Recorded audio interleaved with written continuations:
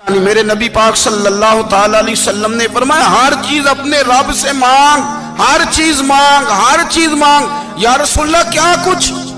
میرے محبوب نے فرمایا تیرے گھر میں نمک بھی ختم ہو جائے تو وہ بھی اپنے رب سے مانگا کر، تو مانگنا وہ تجھے دے گا، تو اس کی بارگاہ میں کشکول طلب دراز تو کرنا۔ اور ترمذی شریف میں عجیب لفظ ہے، رسول کائنات نے فرمایا، رب کریم فرماتا ہے جب میرا بندہ ہاتھ اٹھاتا ہے نا تو مجھے حیا آتی ہے کہ میں خالی کیسے لوٹا دوں اس کے، اتنے بڑے بادشاہ کی بارگاہ میں۔ او بھائی، لوگوں سے عزتیں تلاش کرتے ہو تو وہ کیا تمہیں عزت دیں گے؟ وہ تو کل اچھا کہتے ہیں پرسوں برا کہنے لگ جاتے ہیں۔ لوگوں کے سامنے گڈ بک میں آنا چاہو گے تو وہ تو سویرے تمہارے بارے میں کچھ کہیں گے، شام کچھ اور کہیں گے۔ اپنی روحانی زندگی آباد کریں، اپنے مسلح کو وقت دیں، اور دنیا سے چھپ کر اس موبائل کو بند کر کے اور اپنے آپ سے بھی چھپ کے اور تنہا ہو کے چھپا کے سارا کچھ اپنے آنسو اپنے رب کی بارگاہ میں پیش کریں، اس کے حضور حاضری دیں۔ سنو نا ترمذی کی حدیث، اور اسے یاد رکھنا، نبی پاک علیہ السلام نے فرمایا اپنے دکھ لوگوں کے سامنے نہ بیان کرنا، سیٹھوں نوابوں کو نہ بتاتے پھرنا، دنیا داروں کے سامنے جا کے نہ رونا کہ میں تکلیف میں ہوں۔ فرمایا اگر دنیا داروں کو دکھ بتاؤ گے رب تمہیں کبھی غنی نہیں کرے گا۔ اور لوگ ہیں کہ الٹا مذاق اڑائیں گے آپ کی جس سے بڑی پکی یاری ہے نا، پکی، وہ تب تک پکی ہے جب تک آپ نے 50,000 مانگا نہیں، اور جس وقت آپ نے کہہ دیا کہ میں مجبور ہوں میری مدد کر تو پھر ختم ہو گئی دوستی۔ لوگوں کی تعلقات آپ کے ساتھ تب تک ہیں جب تک آپ ان سے کوئی ضرورت وابستہ نہیں کرتے۔ کریم محبوب فرمانے لگے بندوں کے سامنے دکھ نہ بیان کرنا، اللہ تجھے کبھی غنی نہیں کرے گا، تو اپنے دکھ اپنے رب کو بتا، تو دعائیں مانگ، تو اس کی بارگاہ میں حاضر ہو، تو اس کے حضور عرض کر۔ فرمایا اپنے دکھ اپنے رب کو بتا، وہ جلدی کرے یا دیر سے کرے تجھے ساری دنیا سے بے نیاز کر دے گا، تجھے کسی کا محتاج نہیں رہنے دے گا۔ حضرت ابو الحسن رحمت اللہ تعالی علیہ حضرت معاذ ابن جبل رضی اللہ تعالیٰ عنہ کے پاس بیٹھا کرتے تھے۔ فرماتے ہیں ان سے جو پیار بڑھا تو پھر میرا مصلح سے بھی بڑھ گیا۔ تابعی ہیں، فرماتے ہیں صحابی رسول سے محبت ہوئی تو ذکر سے بھی ہو گئی، پھر درود شریف سے بھی ہو گئی، محبت ان سے بڑھی تو پھر اللہ نے مسجد کا پیار بھی بڑھا دیا۔ آپ فرماتے ہیں کہ میری ہر وقت طبیعت چاہتی تھی کہ بس اللہ اللہ کروں، بس اللہ اللہ کروں، بس نہ میں ذرا تھوڑی جان چھڑاؤں لوگوں سے، کو 10 منٹ ملے تو میں کچھ 4 نفل پڑھ لوں، میں تھوڑا سا نہ بچوں لوگوں سے، اور مجھے تسبیح ملے تو میں نہ کچھ 400-500 دفعہ استغفار پڑھوں، سبحان اللہ، الحمدللہ، اللہ اکبر، لا حول ولا قوت الا باللہ، میں نہ تسبیحات پڑھوں۔ فرماتے ہیں کہ بچے تھے گھر میں 6-7، غربت تھی، کام ملتا کوئی نہیں تھا، اور میں کام چور نہیں تھا، کام ڈھونڈتا تھا، پر اللہ کی قدرت کے کام نہیں ملتا تھا۔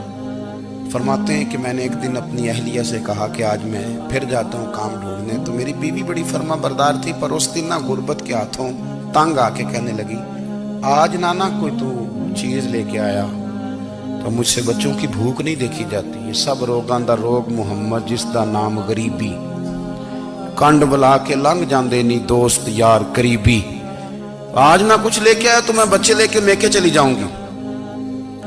شیخ فرماتے ہیں کہ میں بڑا پریشان گھر سے نکلا، پر میں نے صبح سے لے کے زور تک کام ڈھونڈا، کام ملا کوئی نہیں، تو میرے دل میں خیال آیا چلو کام نہیں ملتا تو اللہ اللہ تو کرے نا، چلو بندوں کی مزدوری نہیں ملتی تو رب کریم کی عبادت ہی کرتے ہیں۔ فرماتے ہیں کہ میں نے نا فرات کے پانی سے وضو کیا، نہر کے، شدید دھوپ تھی، ساتھ ریت تھی اور ریت تپ رہی تھی، میں نے اپنا رومال وہیں مصلی کے طور پر بچھا لیا، اور فرماتے ہیں کہ زور سے لے کر عصر تک نماز پڑھی، دھوپ بھی پورے زور پہ، پر میرے سجدے کا ذوق بھی پورے زور پہ۔ فرماتے ہیں سورج بھی چمک رہا ہے اور رب کی عبادت کا ذوق بھی پورے زور پہ، میں سجدہ کروں تو پھر میرا اٹھانے کو جی نہ چاہے۔ میرے استاد لکھا کرتے تھے، یہ ان کا شعر ہے، وہ کہا کرتے تھے مجھے سوز دے، مجھے ساز دے، اور مجھے نیم شب کا نیاز دے، دم سجدہ خود کو میں توڑ دوں، مجھے ایسا ذوق نماز دے، اور میں تیری بہار کا پھول ہوں، میں کھلا بھی ہوں تو تیرے لیے، مجھے میری شاخ سے توڑ لے، مجھے اپنی زلف کا ناز دے۔ بھائی فرماتے ہیں کہ عصر تک میں نے نفل پڑھے، دل ڈھلنے لگا، عصر کی نماز پڑھی اور میں وہاں سے چلا۔ اب میں جب نکلنے لگا تو دل میں خیال آیا کہ چھوٹی چھوٹی دیواریں ہیں گھر کی، بغیر کچھ لیے جاؤں گا تو بیوی دور سے دیکھے گی تو شور کرے گی کہ پھر خالی ہاتھ آ گیا ہے۔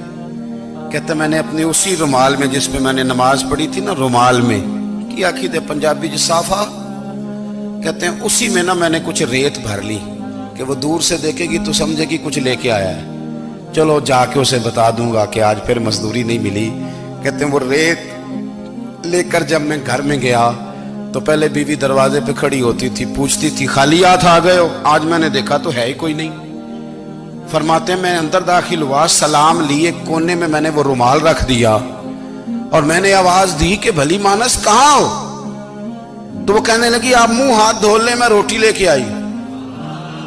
میں نے کہا روٹی کہاں سے آ گئی؟ یہاں تو کئی دنوں کے فاقے، تو کئی دنوں کی غربت ہے، یہاں تو اس گھر میں تو فقیری ہے۔ فرماتے ہیں کہ وہ روٹی لے کے آئی اور اس وقت کی جو موجودہ نعمتیں تھیں، سمجھ لیں سلاد، اچار، ہر چیز ساتھ لائی۔ میں نے کہا کہ بچے کہاں گئے؟ کہنے لگی وہ کھانا کھا کے کھیلنے گئے، آپ کھانا کھا لیں آ جاتے۔ کھانا اس نے چن دیا۔ میں نے حیرت انگیز لہجے میں ساری نعمتیں اپنے دسترخوان پہ دیکھ کر کے بیوی سے پوچھا یہ کہاں سے آیا کھانا؟ بچوں کو تو نے کہاں سے کھانا کھلایا؟ یہ سارا کچھ کیسا ہے؟